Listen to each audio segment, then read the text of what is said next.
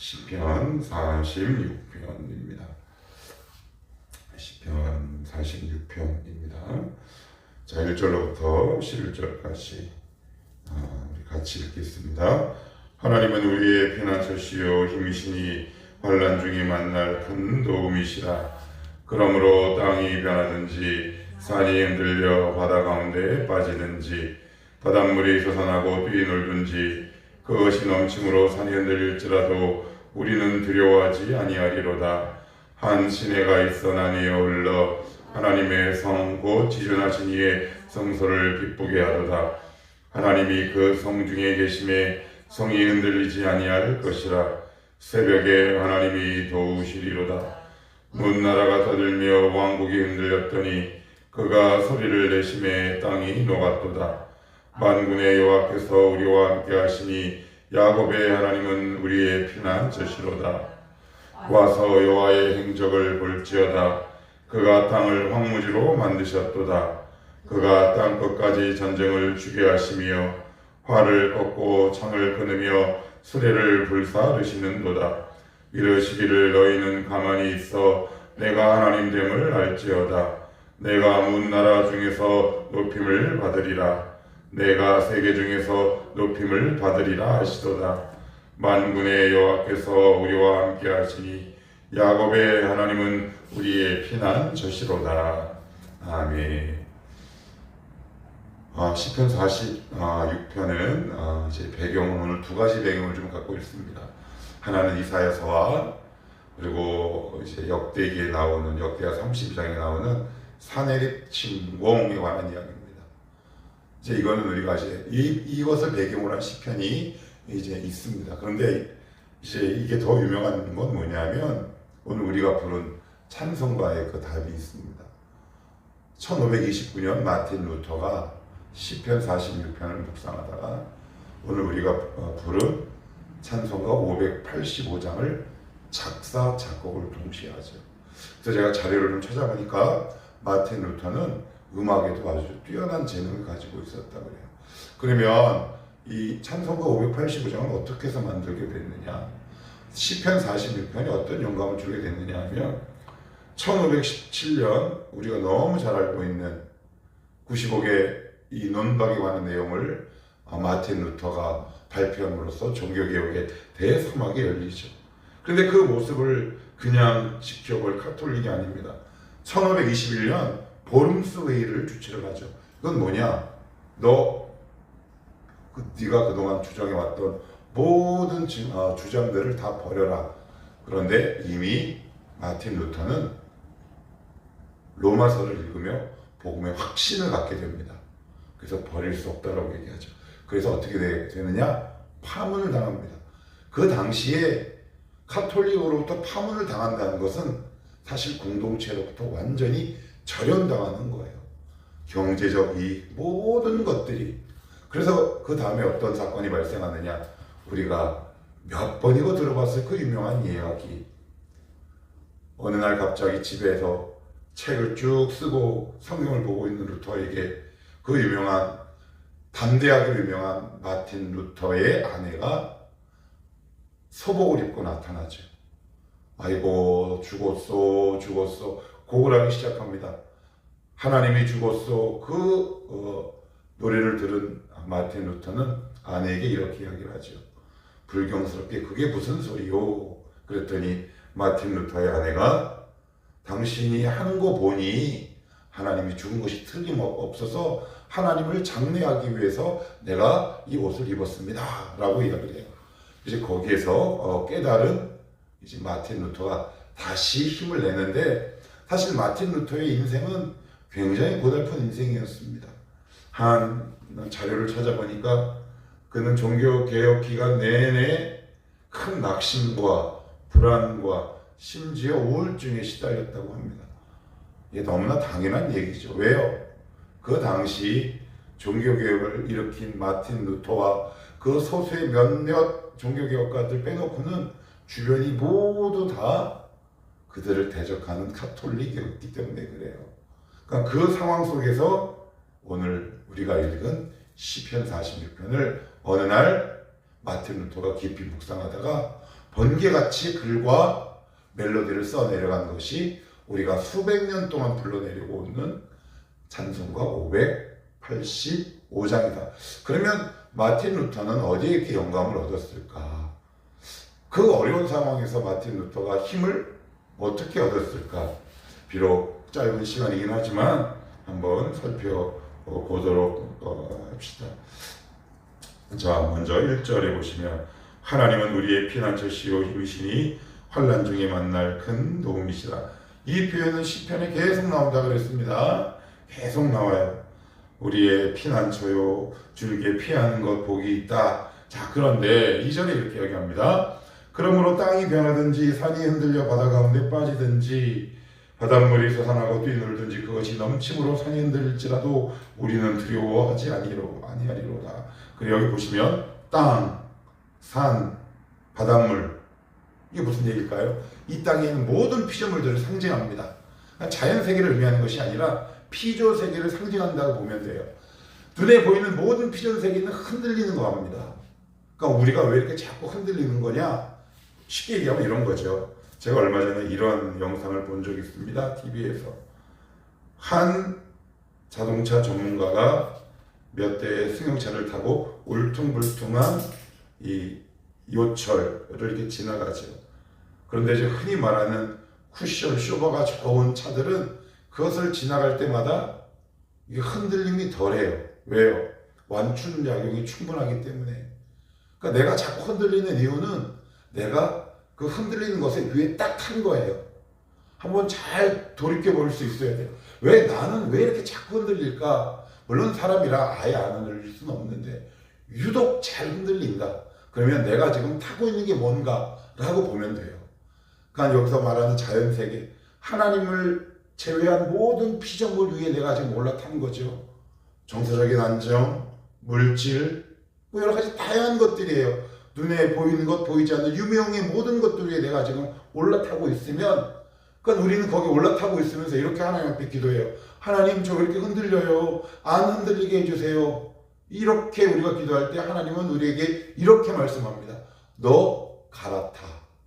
너 왜 흔들리는 버스를 타고 흔들리지 않게 해주세요 라고 하니, 원래 나를 제외한 이 세상의 모든 피조물은 다 흔들려. 그래서 2절 3절에 변한다 라는 표현을 쓰잖아요. 다 변해요. 다 흔들리는 것들이에요. 땅이 변하든지 산이 흔들리고 바다 가운데 빠지든지 바닷물이 솟아나고 뛰놀든지 그것이 넘침으로 산이 흔들리고 변하고, 이 모든 것들이 피조물의 본질이란 말이에요. 그래서 나는 지금 어디 위에 올라타고 있는지 내가 잘 점검해내지 않으면 이제 이런 기도를 통해 우리가 하나님과 관계를 맺어갈 수 있어요. 어떤 거다? 하나님 안 흔들리게 해주세요. 물론 이런 기도해야지요. 그러나 나는 지금 누구 위에 타고 있는지, 누구 안에 있는지를 말씀을 통해 점검해야 돼요. 그것을 마틴 루터는 발견했지 않나 싶어요. 그래서 4절에 이렇게 이야기를 합니다. 한 시내가 있어 나뉘어 흘러 하나님의 성 곧 지존하신 이의 성소를 기쁘게 하도다. 5절 다시 봅니다. 시작. 하나님이 그 성 중에 계심에 성이 흔들리지 아니할 것이라. 그래요. 예, 하나님 위에 갈아타랍니다. 하나님 왜 이렇게 자꾸 불안해요? 왜 그렇다? 하나님 아닌 것 위에 내가 지금 올라타고 있는 거예요. 그러니까 여러분 빨리 갈아타셔야 돼요. 그래서 꼭 우리가 조심하고 유념해야 합니다. 근데 이런 부분에 있어서 하나님이 우리에게 되게 이런 것들을 요구하고 계시는 거죠. 너 지금 혹시 돈 위에 올라타고 있니? 너 혹시 너를 안전하게 보장해 줄 것이라는 이 땅의 피조물 위에 지금 올라타고 있니? 그러면 우리는 이렇게 막 불안해요. 그래서 하나님이 때로는 여의치 않게 우리를 그 환경으로 몰고 가시기도 하는 거죠. 성 중에, 여기서 성이 누굴까요? 바로 우리죠. 우리 안에 정말 깊이 좌정하고 계시는가? 아니면 입구에 계시는가? 아니면 저쪽 멀리 동네 어귀에 계시는가? 아니면 내가 지금 아예 다른 것 위에 타고 있는가? 아니면 내 안에 뭔가 다른 것이 있는가? 그런 사람들의 특징은 뭐다? 늘 불안하죠. 늘 불안합니다. 저의 경우를 보더라도 그렇고요. 이게 인간이 얼마나 연약하고 놀랍냐면 그런 경험을 종종 합니다. 하나님과의 관계의 정도에 따라 어떤 일이 나를 흔들리게 하는 게 아니더라고요. 저는 참 최근에 그런 경험들을 많이 합니다. 이거 내가 넘길 수 있을까?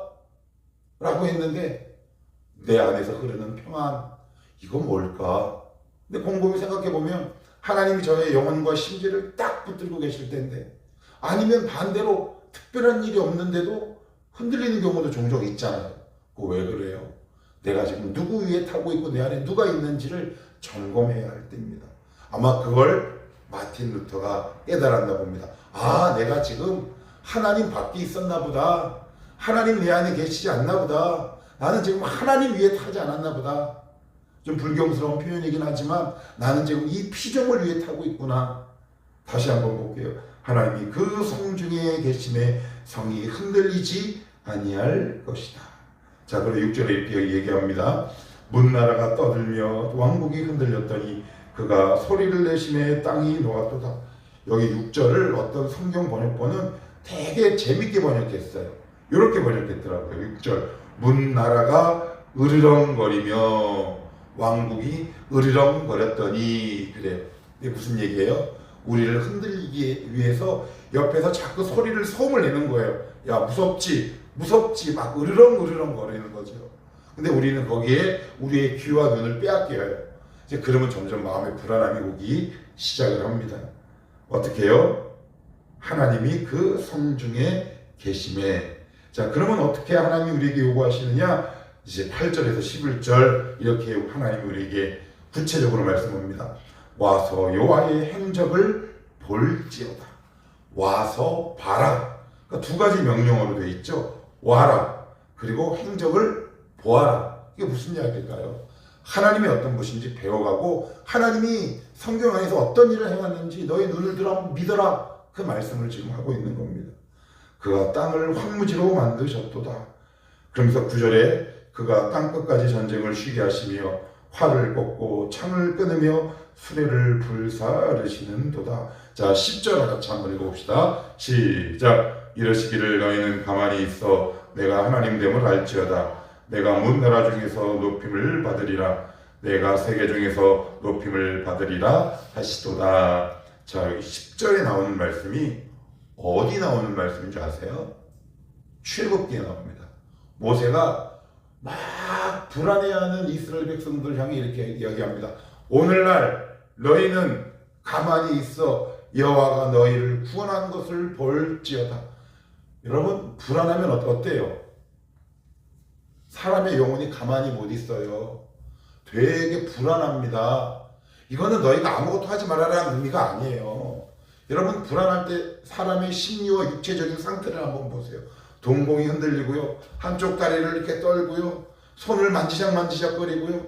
그리고 시선을 한 곳에 뭉근히 두지 못하지요. 지금 우리는 어떤 상태입니까? 막 너무 불안합니까? 하나님은 이렇게 말씀하십니다. 얘들아, 너의 모습을 봐라. 너 지금 너무 불안해하고 있지 않느냐? 너희가 지금 흔들린다는 것은 불안하는 바로 그 증거니 오늘 나를 신뢰하라. 그러니까 가만히 있어라는 말은 무슨 말일까요? 하나님을 전적으로 신뢰해라 라는 거죠. 양다리 걸치지 말고 나를 좀 전적으로 믿어주지 않겠냐? 나를 전적으로 의탁하라. 내가 그러면 네가 그렇게 두려워하는 것들 내가 그것으로부터 온전히 지켜내겠다. 지금 이렇게 말씀하고 있어요. 신뢰하는 자만 가만히 있을 수 있지요. 가끔 가다가 아이들과 어릴 때 이렇게 가다 보면 재미있는 일들이 종종 참 많이 있습니다. 특별히 나이가 어릴 때 자기 눈에 부모가 보이지 않으면 아이들은 굉장히 불안해하죠. 어쩔 줄을 몰라 합니다. 저도 그런 경험이 굉장히 많이 있습니다. 두 딸을 키우면서. 바로 옆에 있는데도 엄마 아빠가 어디 있는지 몰라서 막 울면서 달려갔던 경험들 가만히 못 있죠. 엄마 아빠가 없다고 생각하는 순간 아이들은 방황합니다. 어디로 가는지 알지 못하죠. 가만히 계십시오. 하나님이 여러분들을 찾아가실 겁니다. 여러분들 지금 너무너무 불안해서 동공이 흔들리십니까? 이 말씀을 붙들고 기도하게 되기를 축복합니다.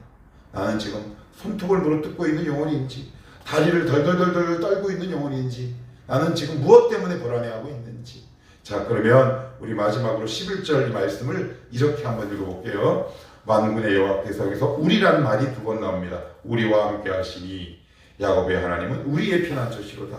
이 말씀을 여러분의 이름을 넣어서 한번 부르고 싶은 영혼의 이름을 넣어서 한번 마지막으로 이름을 넣어서 읽고 오늘 말씀을 마치겠습니다. 11절 본인의 이름 그리고 넣고 싶은 이름이 있으면 우리란 말 대신에 그분의 이름, 나의 이름을 넣어서 읽으면 됩니다. 11절 읽습니다. 시작. 만군의 여호와께서 나와 함께 하시니 야곱의 하나님은 김성희의 피난처시로다. 아멘. 여러분들이 지금 무엇에 올라타고 있습니까? 그것이 흔들리게 합니까? 주님으로 갈아타십시오. 오직 주님만이 우리를 흔들리지 않게 하십니다. 기도합시다.